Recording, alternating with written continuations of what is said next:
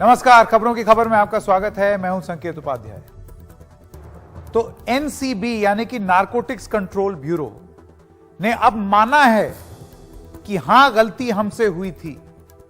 उनकी जो विजिलेंस की टीम है वो खुद कह रही है कि आर्यन खान वाले मामले में हमसे अनियमितताएं हुई। तो क्यों फिर सवालों में घिर गई है एनसीबी और इस एजेंसी की विश्वसनीयता पर क्या अब सवाल नहीं उठते हैं? आइए आपको एक एक करके बताते हैं कि यह पूरा मसला क्या है। एनसीबी विजिलेंस की स्पेशल जांच टीम गठित की गई थी। आर्यन खान मामले पर उन्होंने अपनी एक रिपोर्ट सौंपी है। जांच में यह पाया गया है कि केस में काफी अनियमितता बरती गई थी। अधिकारियों की नीयत पर सवाल उठाए गए। केस में 65 लोगों के बयान दर्ज किए गए। कुछ लोगों ने 3 से 4 बार अपना बयान बदला।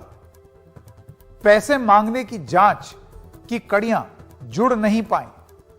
कुछ लोगों के खिलाफ सिलेक्टिव होने की बात भी सामने आई है इस विजिलेंस की जांच में। 7 से 8 एनसीबी अधिकारियों की भूमिका संदेहास्पद है, यानी कि सस्पिशियस है। विभागीय जांच की शुरुआत की गई है।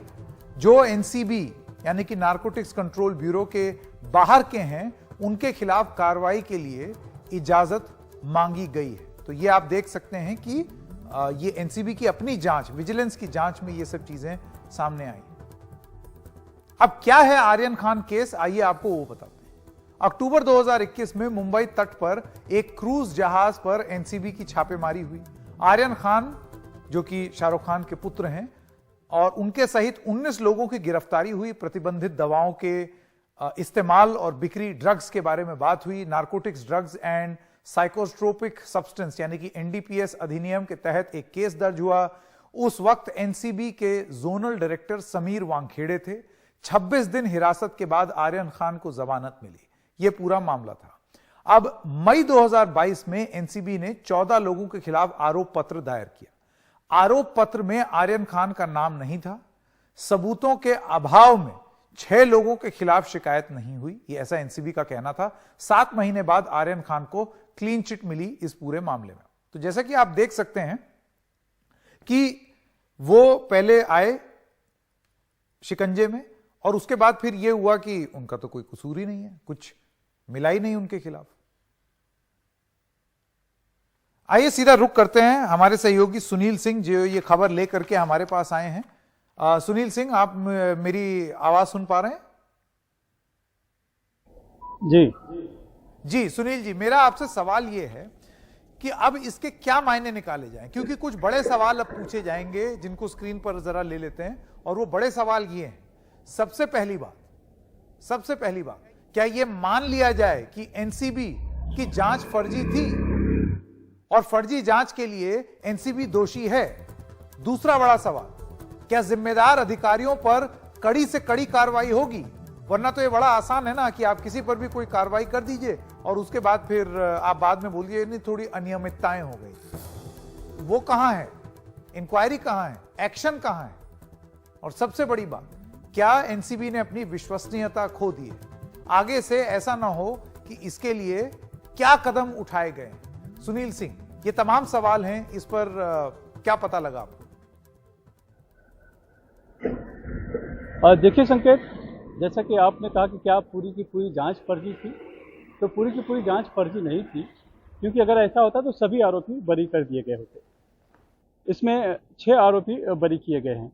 इसीलिए जो जांच रिपोर्ट है विजिलेंस की, उसमें ये कहा कि अनियमितता बरती गई है, मालूम पड़ी है, और साथ ही कुछ लोगों के खिलाफ सिलेक्टिव के होने की भी बात सामने उभर कर आई है और उनके इंटेंशन पर भी सवाल उठाया है जो अधिकारी कुछ उस मामले से जुड़े। तो पूरी केस को फर्जी नहीं कहा जा सकता है। और दूसरी बात यह है कि कार्रवाई क्या होगी। तो कार्रवाई, जो लोग इसमें पूरी तरह से कहीं न कहीं संलिप्त पाए गए हैं उनके खिलाफ चार्जशीट दायर कर दी गई है। एनसीबी से जुड़े हुए हैं, दूसरे डिपार्टमेंट से थे या जो थे उनके संबंधित विभागों को लिखा गया है। और इसमें जिस तरह के मामले उभर कर सामने आए हैं, इस पे उनको अभी सफाई देने का मौका मिलेगा।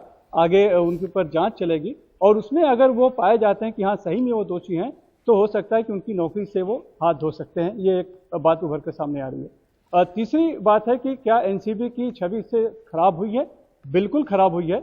ये बात एनसीबी के अधिकारी भी इस बात को मान रहे हैं और यही वजह है कि अब जो है एनसीबी ने अपने चरित्र में बदलाव लाने की कोशिश की है। जैसा कि पहले वो किया करते थे कि सिर्फ जो बड़े ड्रग्स तस्कर थे या माफिया थे और जो इंटरनेशनल और नेशनल जिनका लिंक था उनके खिलाफ कार्रवाई करते थे, न कि छोटे मोटे जो ड्रग्स पैडलर थे या गली कूचे में जो बेचा करते थे वहां तक वो जाते थे। तो वो फिर से वो अपने पुराने रवैये पर जा रहे हैं और साथ में अपने को वो तकनीकी में भी सुधार कर रहे हैं, डाटा तैयार कर रहे हैं और पूरी कोशिश ये है ताकि जो काम उनका है वो वही काम करें, छिटपुट लोगों के पीछे ना भागें। हमारी एसएन प्रधान जी जो कि एनसीबी के डीजी हैं, उनसे भी बात हुई थी एक बार पहले, उन्होंने भी यही बोला कि हमारा काम बड़े इंटरनेशनल रैकेट को पकड़ना है, ये 1 ग्राम 2 ग्राम के पीछे भागना नहीं है। बहुत बहुत धन्यवाद सुनील सिंह इस तमाम जानकारी के लिए। आशुतोष श्रीवास्तव एडवोकेट हैं सुप्रीम कोर्ट के, हेमंत अत्री वरिष्ठ पत्रकार।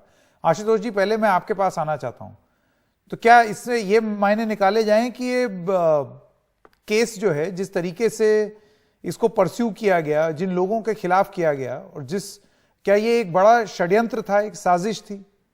तमाम सवाल उस समय उठाए गए थे। जी जी, देखिए जो पहले जो टीम बनाई गई थी जो इसको इन्वेस्टिगेट कर रहे थे, ऑब्वियसली उनके ऊपर जो है बहुत सारे सवाल उस वक्त भी उठे थे क्योंकि उन्होंने बहुत सारे प्रोसेस ऑफ लॉ को फॉलो नहीं किया था। यहाँ तक कि जो मोबाइल जो लिया गया या उसमें जो है फर्दर इन्वेस्टिगेट किया गया उसके लिए प्रॉपर परमिशन नहीं था, या जो वीडियोग्राफी जो है उसको मैंडेटरी किया गया है, कुछ कोर्ट ने भी इसको फाइनल किया है, और जो नारकोटिक्स एक्ट है उसके अंदर भी प्रोविजन है कि आप किसी भी तरीके का रेड करते हैं तो आप उसको प्रॉपर तरीके से वीडियोग्राफी कीजिए, लेकिन इसको जो है फॉलो नहीं किया गया। और भी इसी तरीके के बहुत सारे प्रोसीजर्स प्रिस्क्राइब्ड हैं, उसमें प्रॉपर मैनुअल बनाया गया है एनसीबी अधिकारियों के लिए कि उनको किस तरह से इन्वेस्टिगेशन करना है या रेड करना है, उसके बारे में पूरी बात बताई गई है जिसको जो है तरीके से फॉलो नहीं किया गया। आशुतोष जी, आगे से ताकि कोई अफसर इस तरीके की गलत जांच ना करे, अनियमितताएं ना हो, उसके लिए एक्शन क्या है? आप एहतियात बरत लें, लेकिन अगर आप एक्शन नहीं लेंगे तो लोगों में, अधिकारियों में डर नहीं होगा। देखिए सेंट्रल गवर्नमेंट ने जो है 2 अधिकारियों को ऑलरेडी सस्पेंड किया, जिसमें से एक को शायद वापस लिया गया और पूरी नई टीम बनाई गई, एसआईटी बनाया गया। देखिए सस्पेंड करना तो बड़ा आसान काम है, सस्पेंड कर दीजिए उसके बाद वापस ले आइए। बात हो रही है कि देखिए ये दंड क्या दिया जाएगा? जी जी बिल्कुल, उनको प्रॉपर, ये बहुत सीरियस इशू है, ये बहुत बड़ा सीरियस इशू है। इसमें कोई भी इनोसेंट पर्सन जो है वो फंस सकता है, अपना पूरा करियर, फ्यूचर लाइफ उसकी बर्बाद हो सकती है। तो ये जो इस तरह से जो काम जो अधिकारी करते हैं उनको रोल्स एंड रिस्पॉन्सिबिलिटीज जो बनाया गया है, एक्ट के अंदर प्रोविजन बनाया गया, उनको मैनुअल दिया गया है, उसका पूरी तरह से उनको पालन करना है। ठीक है हेमंत अत्री जी, मैं आपके पास आना चाहता हूं। मैं आपके पास आना चाहता हूं हेमंत जी, ये जिस तरीके से नाम, देखिए ये कहना कि लोग जो हैं बड़े बड़े बाप के बड़े बड़े औलाद जो हैं वो बिगड़े हुए होते हैं, ये बात कहने के लिए ठीक है, लेकिन जब तथ्य ना हो तो फिर वो सॉफ्ट टारगेट भी बन जाते हैं। ऐसे में क्या आपको लगता है कि आर्यन खान एक सॉफ्ट टारगेट थे? नहीं संकेत जी, इसमें तो अब कोई शक ही नहीं बचा हुआ है। और जो स्टैंडर्ड ऑपरेटिंग प्रोसीजर है एनसीबी के, जैसा आपने बहुत ही शानदार बात कही कि वो छुटपुट 1 ग्राम 2 ग्राम पकड़ने के लिए है ही नहीं, मैंडेट ही नहीं है उनका। और जब वो जो डायरेक्टर थे उनके जोनल, वो सारा काम ही ये करते थे, फिल्म जो जितने भी सेलिब्रिटीज हैं और जो आर्यन खान की त्रासदी है, आप कल्पना करके देखिए, आमतौर पर हिंदुस्तान में होता है कि बड़े बाप की औलाद को फायदा मिलता है, यहां उस बड़े बाप की औलाद का कैरियर चौपट कर दिया गया, उसको 28 दिन जेल में रहना पड़ा। और गजब देखिए, ना तो उस रेड की वीडियोग्राफी है नंबर 1, ना अरेस्ट के बाद कोई मेडिकल एग्जामिनेशन कराया जो कि मैंडेटरी स्टैंडर्ड ऑपरेटिंग प्रोसीजर है एनसीबी के एक्ट के अंदर। और तीसरी सबसे बड़ी बात, जिन व्हाट्सएप चैट्स के जरिए, जो विजिलेंस जो कह रही है एनसीबी की, जिन व्हाट्सएप चैट के जरिए उसको विलेन बनाया गया आर्यन खान को, वो कहीं भी कोलैबोरेट ही नहीं हुई। तो ये ऐसा केस है जो हिंदुस्तान की सभी एजेंसीज, जांच एजेंसी जितनी भी हैं, उनके लिए एक नजीर होना चाहिए कि किसी केस की जांच कैसे नहीं करनी है। और संकेत भाई, हिंदुस्तान के अंदर कानून क्या कहता है कि आप 100 जो दोषियों को छोड़ दीजिए, लेकिन एक निर्दोष को सजा मत दीजिए। आर्यन खान का कैरियर तो इन्होंने बिना मतलब के चौपट कर दिया। उसके पास ड्रग मिली नहीं, मेडिकल उसका हुआ नहीं, कहीं भी किसी भी रूप में उसको किसी सिंडिकेट का हिस्सा नहीं पाया गया। वो 28 दिन जेल में क्यों रहा? पूरे देश के अंदर और इंटरनेशनली उसका मीडिया ट्रायल हो गया, इसके लिए जिम्मेदार कौन है? और आप सस्पेंशन को सजा मानते हैं इस देश में?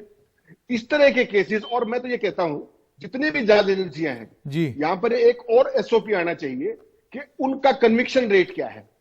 अकाउंटेबिलिटी की जब आप बात करते हैं तो जब आप मुझे अंदर करते हैं तो कहीं ना कहीं आपकी भी जवाबदेही होगी। तो मेरा ये मानना है कि उनकी अकाउंटेबिलिटी बिल्कुल जवाबदेही होनी चाहिए, सजा होनी चाहिए, पूरा प्रोसेस होना चाहिए, ताकि जो आपका काम है आप वो काम करें और कुछ ऐसा काम ना करने लग जाएं जो कि आपका मैंडेट ही नहीं है। क्या वो करने लग गया था नारकोटिक्स कंट्रोल ब्यूरो? और क्या अब ये एहसास एनसीबी को खुद हो रहा है कि ये क्या कर दिया और अब दोष सुधार की कोशिश कर रहे हैं? लेकिन जिन लोगों का डैमेज किया है और जिन लोगों ने वो किया है उनके खिलाफ क्या कार्रवाई हो रही है, क्या ये सवाल नहीं बनते हैं? आप दोनों का बहुत बहुत धन्यवाद हमारे साथ जुड़ने के लिए। वक्त है एक छोटे से ब्रेक का, अभी हाजिर होते हैं।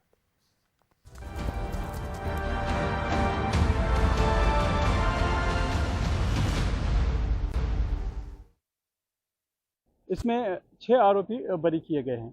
इसीलिए जो जांच रिपोर्ट है विजिलेंस की, उसमें यह कहा कि अनियमितता बढ़ती गई है, मालूम पड़ी है, और साथ ही कुछ लोगों के खिलाफ सिलेक्टिव के होने की भी बात सामने उभर कर आई है और उनके इंटेंशन पर भी सवाल उठा है जो अधिकारी कुछ उस मामले से जुड़े।